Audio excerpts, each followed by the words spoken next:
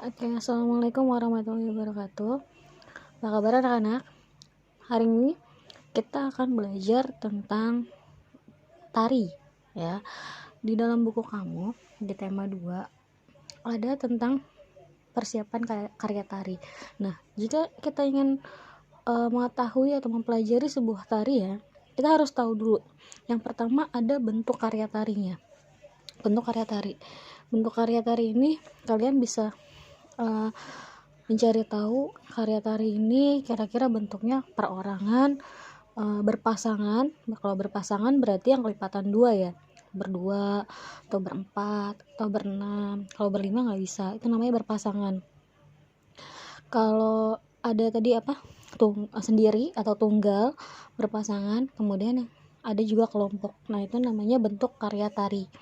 Nah, kalau sudah tahu bentuk karya tarinya, berarti kita bisa menentukan jumlah penarinya. Misalnya, kalau kamu pingin tunggal, berarti ya kamu menarinya sendiri.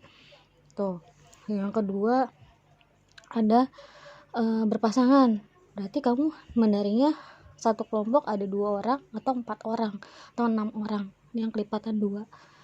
Kalau kelompok bisa lebih dari 1 atau lebih dari 2, bisa 3, 5 atau boleh juga 6. Tuh, yang penting tidak berpasangan, itu namanya kelompok.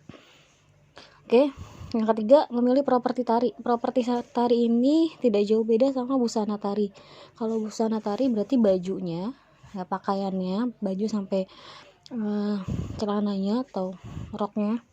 Biasanya kan pakai celana, pakai kain sarung, pakai baju adat, ya, itu namanya busana. Nah, propertinya seperti ikat kepala, terus gelang, atau kalau misalnya tarik kuda lumping tuh bau kuda, ya, kuda-kudaan maksudnya, bau kuda-kudaan dan lain-lain.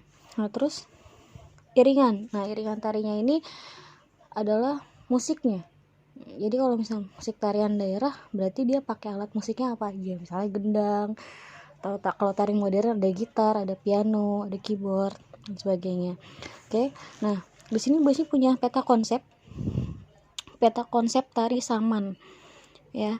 Tari saman, kita lihat bentuk karya tarinya adalah berkelompok, karena tari saman itu biasanya banyak orang-orangnya, ya. Makanya jumlah penarinya kurang lebih ada 10 orang atau bisa lebih, ya, boleh 11, boleh 12, tapi biasanya kayaknya dia genap, ya.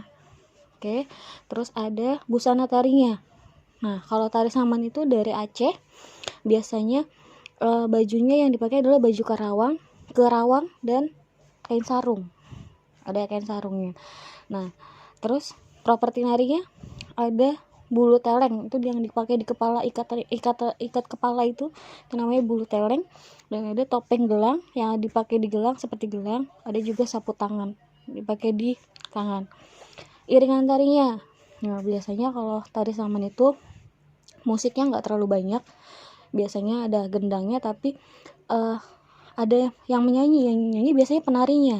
Nah, biasanya kalau penarinya ada yang menyanyi, itu juga penari yang lain ada yang tepuk tangan, ada yang mengeluarkan suara, atau ada yang menepuk-nepuk dada. Nah, itu iringan tarinya. Nah, ini adalah peta konsep tari saman. Nanti kalian akan bisa minta untuk membuat peta konsep tari yang lain. Oke. Kalau ada yang mau ditanyakan, silahkan WA Bu Ismi atau komen di Classroom. Oke, terima kasih. Assalamualaikum warahmatullahi wabarakatuh.